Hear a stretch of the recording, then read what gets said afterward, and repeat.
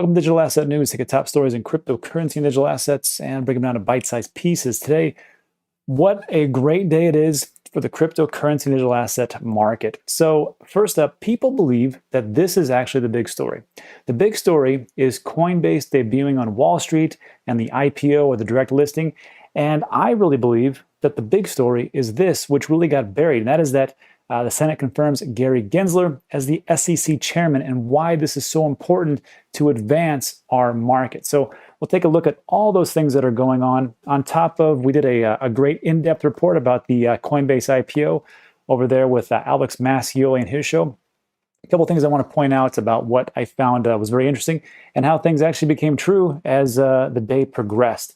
And then we'll finish up with just a little bit of Twitter madness that is going on. So first, let's take a look at what's going on in the market, shall we? So today it is April 14th. It is about 2 p.m. El Paso, Texas time, and things are looking pretty good. Actually, things looked really good when I woke up today, and then Bitcoin dropped a little bit. So we are at a market cap of around $2.2 something trillion, which seems pretty ridiculous if you think about it, but here we are. $2.2 trillion. And just a year ago, we only had 200 billion. Amazing.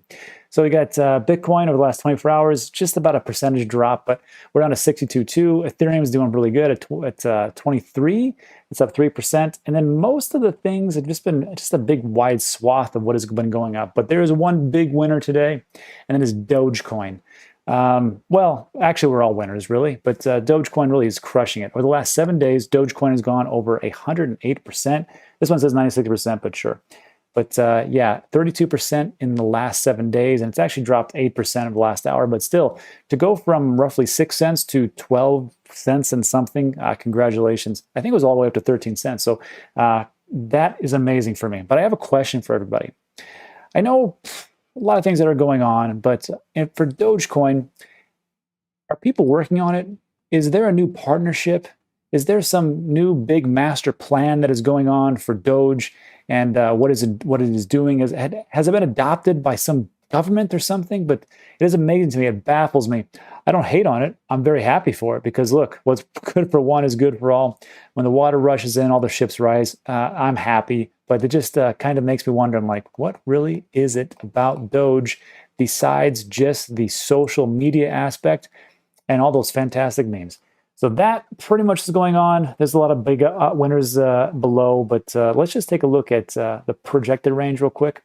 This is what we're using, Trade the Chain. It's all sentiment analysis. So if you're a big trader, take a look at Harvest Finance, Bitcoin SV, Nervos, Bitcoin Gold, Aave. Does that say Wacky Coin? Wow, Wacky Chain. All right, and then we're looking at just a little bit of margin. So today is one of those odd days. I wouldn't be trading too much. It was just one of those days. So first of all, we'll get into this story in a little bit. But what I really want to talk to you about is what's going on with Gery Gensler. And this just kind of passed over everybody because right now, there was a long time coming with the Coinbase IPO, a direct listing, and it went off. We'll take a look at the prices, but it doesn't matter some stock price of one individual company. What really determines what happens in this space is, of course, what you and I do, how we invest, how we hold or not hold, how we take profits, and how we do certain things. And another thing is, whether you want to believe it or not, it is how these different people are appointed to these different offices and their philosophies. Look, the last SEC chairman knew very little about crypto and digital assets, and you saw what happened. He went after Ripple Labs, and that was a big, black spot or dark mark on our industry. I think Ripple looks like they're going to pull out of it, which is amazing, but it really shouldn't. I don't know if it really should have happened. It's not for me to say. I'm not a lawyer, so that's all I'll say about that. But when you get somebody like this, like a Gery Gensler, this guy knows cryptocurrency. Here he is, right here, and you can just Google this, YouTube, Gery Gensler, cryptocurrency, MIT. He's teaching cryptocurrency and digital assets to the students at MIT. This guy just gets it. So what is going on here? Well, this happened today, maybe late last night, I'm not for sure, but he was confirmed. Gensler, and just so you know, this guy isn't some Johnny-come-lately who just kind of stepped into it and it's like, well, I guess I'll do it. Gensler began his career as a banker at Goldman Sachs. Wait, before you jump up in arms, here's what else. He was also the chairman of the CFTC. He helped craft the Dodd-Frank reform legislation and aggressively implemented new rules regulating the derivatives market. So yes, he did all these things, and that's awful, or that could be good, depending how you look at it. Whatever. But to me personally, I just want somebody in there who just really understands it and is an actual proponent of cryptocurrency. On top of, he's already been in the traditional market space, so he knows exactly what those bankers are doing. Look, I want somebody in there who knows all the tricks of the trade and all the different underhanded, backhanded deals that are being done, because I want somebody who has experience. And he knows those guys if he went to Goldman Sachs. Let's be honest, they're not the cleanest of everybody. Bankers are bankers, whatever. You get what you give them. And then, of course, the rest of this whole report is just about politics, which I'm not even going to go over because I almost fell asleep.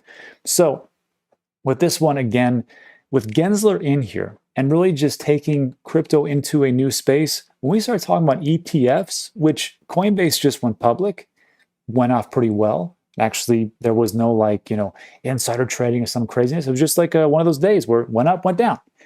That's what we want. Boring. I like boring. So now we have that on top of these ETFs that we're talking about actually getting funded. Well, Gensler could say, well, look, if you think that crypto digital assets are really being used for nefarious purposes and the cartels and terrorism, that's not true. And here's a study that backs it up. And here's why this is on a public ledger. Here's how difficult it actually is. Because guess what? I know all these things because I used to teach it at MIT. So again, this is a good thing. And I think this is a big story because this guy will shape where our industry goes. Let me know what you think in the comments section. That's what we got. So.